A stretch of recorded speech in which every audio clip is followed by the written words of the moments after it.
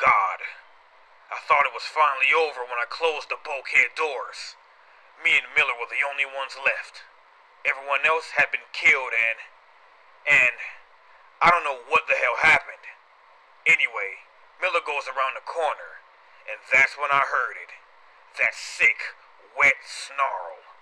Miller started shooting his plasma cutter as I ran to assist. I was too late.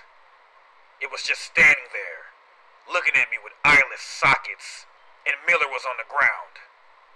His head corroded away by that bastard's vomit.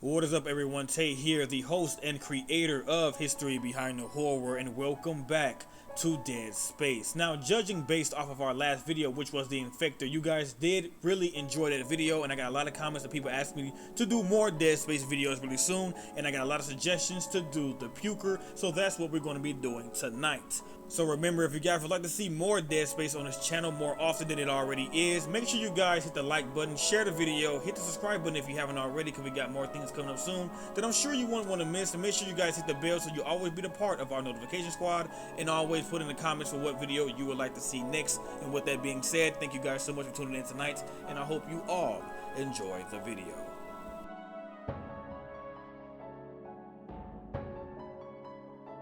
The Puker's digestive acids drastically alters their appearance, melting and merging their flesh. The host's original legs have entwined, and a clump of intestines, nerves, and muscles have grown down to form an additional leg.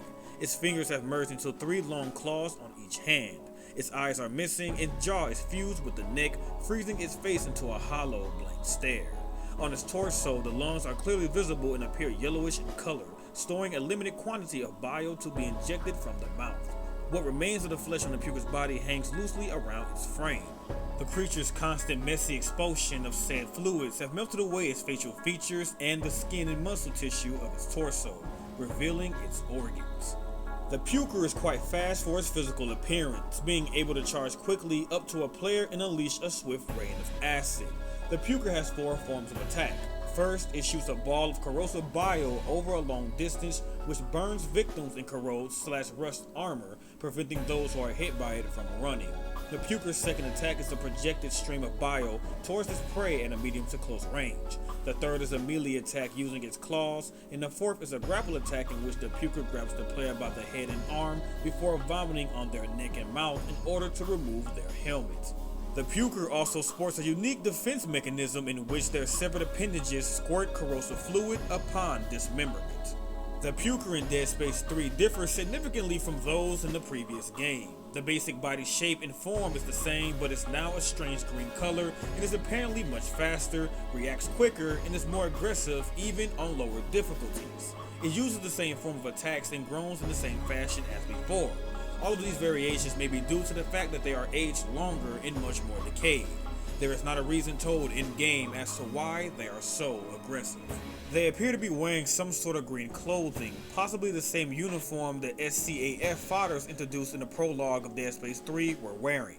The face is completely caved inside the skull, as well as the hands look much more smooth than the fresh Puker variant.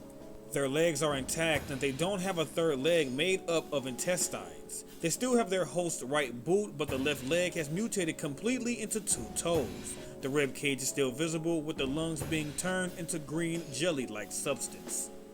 In Dead Space 2 multiplayer, the Puker has a 6-second respawn timer. The Puker is a very deadly adversary.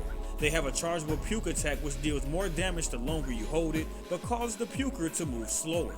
When released, this charge attack can easily take out half the enemy's health, which is a death sentence for any damaged human players. They also possess a very deadly rapid melee attack, which if used on an unsuspecting human, can bring them from full health to 0 before they can even turn around or react.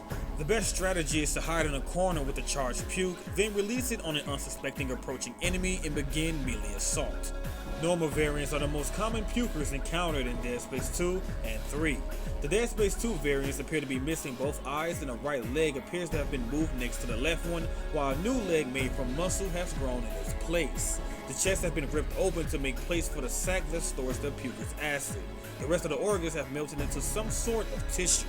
The puker's jaw has been removed, possibly by acid, and the arms have morphed into large claw-like appendages.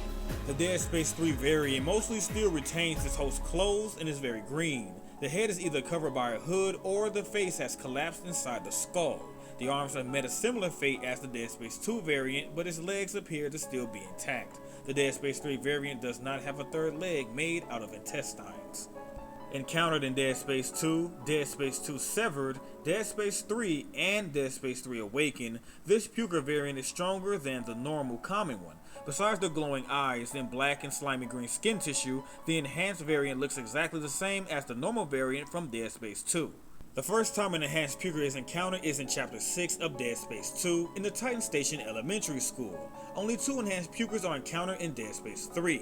They are confronted in the final chapter of the game. 3 of them are fought in Dead Space 3 Awakened as well. Along with the slashers, lurkers, and some other necromorph forms, the Puker in Dead Space 3 also has a major design overhaul, looking more rotten with green mold in various body cavities and on parts of its body. Perhaps the most drastic change is the long, deep gash that runs from the left side of the creature's forehead down to its waist. In addition to the horrible retching and slashing sounds, the developers have used a number of colors that make humans naturally uncomfortable, such as olive green, pale red, and off-white to color the Puker's vomit, intensifying its impact on players. Because the Puker's acidic spit slows down the player, making them vulnerable to other necromorph attacks, one could consider it the necromorph's version of stasis, although to a much lesser extent, as the afflicted victim can still perform other actions as usual. The only happening they suffer is the loss of movement speed. The Puker in Dead Space 2 is much less agile than the rest of its necromorph brethren, as wherever it emerges from a vent, it will fall or stumble onto the ground, slamming its head face first into the ground before slowly rising to its feet several seconds later. This can be used to the player's advantage, as Isaac can score a direct hit with the javelin gun or the contact beam without risking injury. With the enhanced variant, however, Isaac may not have a high chance to do this. The Puker is also the only necromorph to have such a large variety of attacks, ranging from a simple spitball to a relentless spray of vomit. The death scene of the Puker is one of the few scripted necromorph death scenes that do not involve even a slight touch of dismemberment and killing the main protagonist of the series. Other instances of this include Swarmers / the Swarm, the poison secreted out by the Weezer, and the 3 drag tentacles that attempt to drag Isaac to his death. If Isaac or Carver in Dead Space 3 co-op and Gabe in Severed fails to repel the grapple initiated by the Puker, it will overpower him and proceed to vomit its highly acidic bile on his helmet and neck, dissolving the airtight bond to the suit and allowing the Puker to tear off Isaac / Carver's helmet. With his head vulnerable, the Puker then vomits into his mouth and down his esophagus, thoroughly devastating Isaac / Carver's face and eternal organs. He will struggle to regurgitate the vomit before collapsing on the floor, claimed by an inescapable death.